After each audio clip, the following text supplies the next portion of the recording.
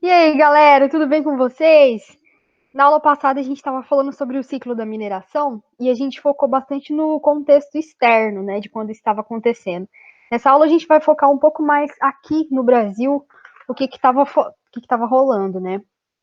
Então vamos lá. A descoberta do ouro lá em Minas Gerais teve uma relação bastante íntima com o bandeirismo prospector, que também é chamado de entradas. Esses bandeirantes eles surgiram em São Paulo. Lembrando que a gente falou na aula passada da principal rodovia do estado, que chama Bandeirantes, e da Anhanguera, ou Diabo Velho, né, de acordo com aquela lenda que a gente comentou. Isso aconteceu, gente, porque esses bandeirantes, eles já tinham experiência nesse adentramento de território, em busca de indígenas e pessoas escravizadas que fugiam em resistência ao trabalho forçado. E também porque em São Paulo foram encontrados metais preciosos, não numa quantidade que valesse a pena para a coroa de Portugal investir num projeto de extração, mas que eles serviram para dar assim um indício para se acreditar que poderia existir aqui no Brasil a presença de ouro.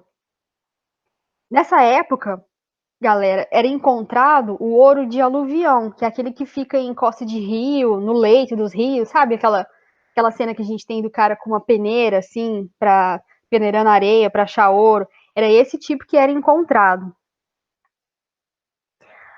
A coroa estava muito interessada nesse rolê de achar ouro, porque estava na pindaíba, né? Sem grana, crise econômica. E daí eles passaram a incentivar o envio de expedições para o interior do território brasileiro atrás de ouro. E acharam. Acharam na região de Minas, lá no final do século XVII, mais ou menos. Aí o pau quebrou, né? Porque era ouro demais. A galera começou a migrar em peso para a região de Minas, alguma coisa em torno assim de tipo 10 mil pessoas por ano. Pode parecer até pouco se a gente pensar hoje em dia, mas imagina a estrutura que existia na época para receber essa galera. Na real, não existia estrutura nenhuma, né? Então, assim, o resultado foi pobreza, gente morrendo de fome, de doença que vinha das condições sanitárias, que eram totalmente inadequadas. Então, Minas passou por um processo de urbanização bem intenso por causa dessa atividade econômica que era desenvolvida ali. Uma outra região que também se desenvolveu bastante por consequência foi o litoral norte de São Paulo, já que o ouro seguia para lá para ser levado para a capital, que na época era Salvador. Para tentar dar uma arrumada nessa baderna, surgiu a Estrada Real. Ela ia até Paraty e depois vai até a cidade do Rio, né, quando o Rio vira capital, em 1763, lá no auge do ciclo do ouro, quando a região sudeste já está despontando como a principal região do país. E ela era a única estrada que a coroa permitia que fosse usada tanto para o escoamento do ouro, quanto para ser usada de caminho para transporte de alimentos e outros itens essenciais. Então a metrópole ganhava em cima do ouro e ganhava também em cima dos produtos que passavam por ali para abastecer a população. Ainda com esse intuito de controlar as atividades de mineração, a coroa criou as intendências de Minas, que eram órgãos que fiscalizavam as regiões mineradoras e administravam a exploração e, obviamente, cobravam impostos, né? As casas de fundição foram criadas em 1725 e elas fundiam o ouro que era extraído para facilitar a cobrança do quinto, aquele imposto de 20% que era cobrado sobre tudo que era extraído. Hoje, em Ouro Preto, eu até coloquei uma foto aqui para vocês verem, que dá para visitar o Museu dos Contos, que é o local onde funcionava uma dessas casas de fundição. Gente, lugar belíssimo. Se um dia vocês puderem visitar essa região histórica de Minas, não percam a oportunidade, que realmente é um túnel do tempo. Muito legal. Outro lugar também que dá para visitar lá são as minas de extração de ouro. A mina do Chico Rei é uma das mais simbólicas. Isso porque tem uma lenda que diz que ela foi repassada, né, ao longo do tempo, oralmente, assim. Então, são lendas. A gente não sabe exatamente o que é fato e o que é inventado. Mas, enfim, essa lenda do Chico Rei, ela diz que ele teria comprado a alforria dele, que ele foi juntando pequenas quantidades de ouro que ele escondia nos cabelos.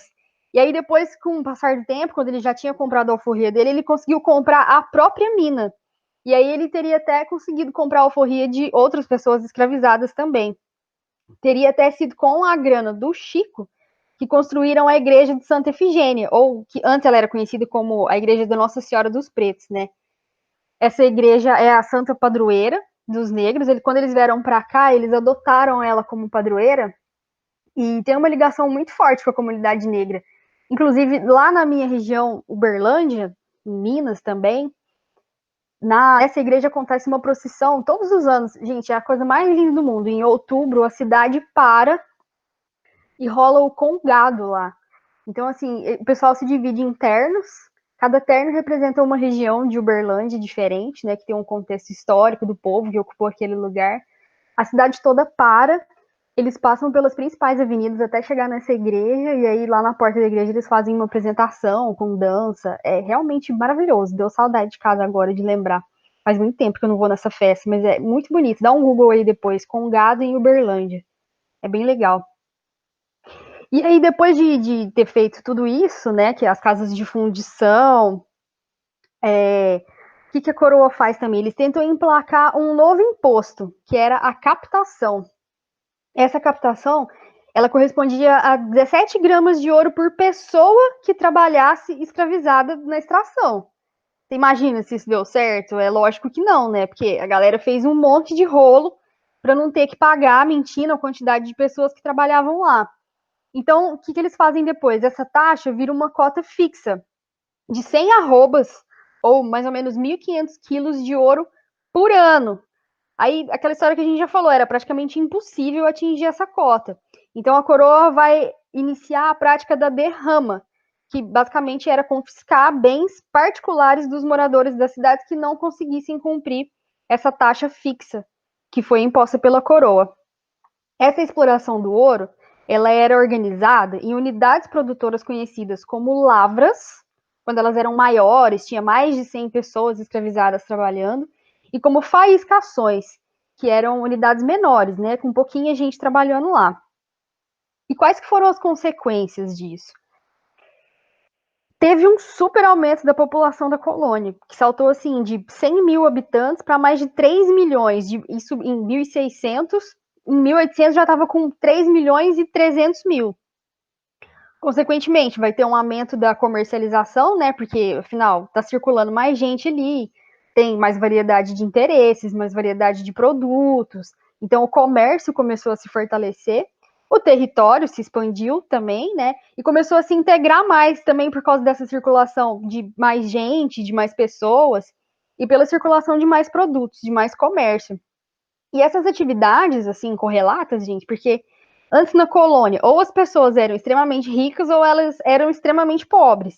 Então foram surgindo essas profissões, assim, digamos, liberais, sabe? Como advogado, médicos, comerciantes. E foi dando para a galera uma certa mais possibilidade de mobilidade social dentro dessa estratificação. Então é daí que começa a surgir a classe média.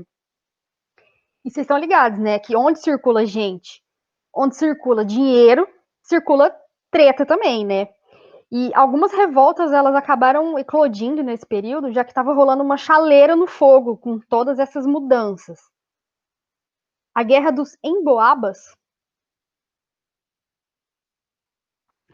a Guerra dos Emboabas foi um conflito que durou ali de 1707 até 1709. E ela explodiu quando os paulistas, que eles encontraram o ouro primeiramente, né? Eles queriam ter da coroa exclusividade nessa atividade, só que a coroa não consentiu, porque eles tinham interesse que mais gente trabalhasse na mineração para a metrópole poder ganhar mais dinheiro com essa atividade, né? Então eles não concederam essa exclusividade de exploração para os paulistas. Eles se revoltaram, né? Então foi um conflito armado, teve bastante guerra, conflito, enfim. Só que os paulistas eles acabam perdendo.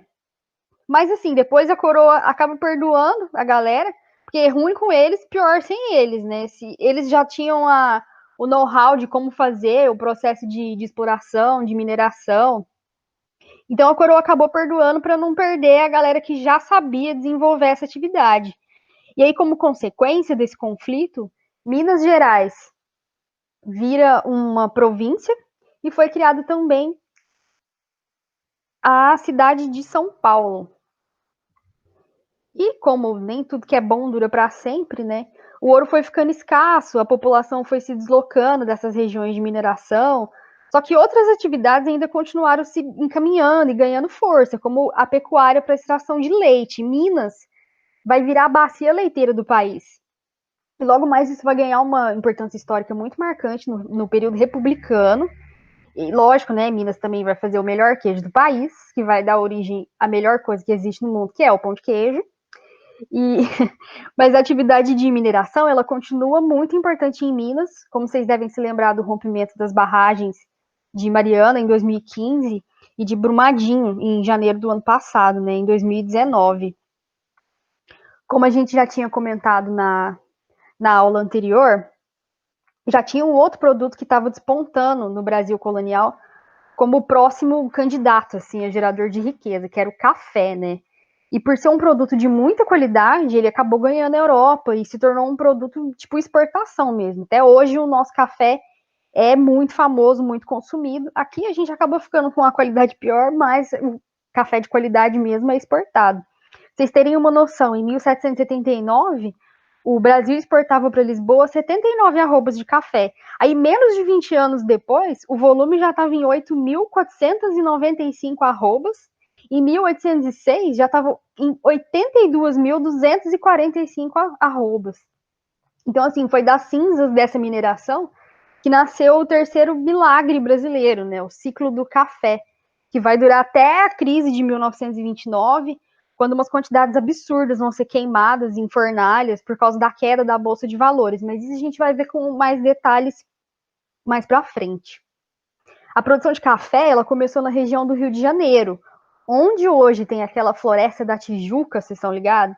Já foi um cafezal enorme, mas assim, as terras ali acabaram se esgotando, né? A terra ficou pobre, perdeu a qualidade, porque a produção ela seguia aquela mesma toada que a gente viu no ciclo do açúcar, que era monocultura, a mesma cultura praticada ali incessantemente até a terra esgotar, latifúndio, grande concentração de terra e mão de obra escravizada.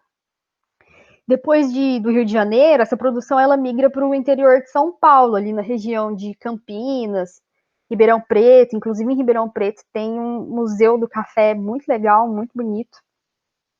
E São Paulo, a cidade de São Paulo, capital, nessa época vai começar a despontar de vez e crescer até virar o principal polo econômico que é hoje. Essas fazendas de café, elas eram super centradas, assim, como se elas fossem um mini mundo, sabe? Com as suas próprias regras. Tinha de tudo ali dentro, produção, rolava até um certo isolamento, assim, em relação ao restante do país. E é do café que vai surgir uma classe muito rica, uma aristocracia detentora de poder econômico e que vai se tornar a elite social e política do país, que são os grandes barões do café. Até o interior de São Paulo vai passar nesse período pela Belle Époque, que eles vão. A arquitetura de lá muda, tem o centro histórico em Ribeirão Preto ainda, que é muito ligado a esse período. E aí, como desgraça pouco é bobagem, né?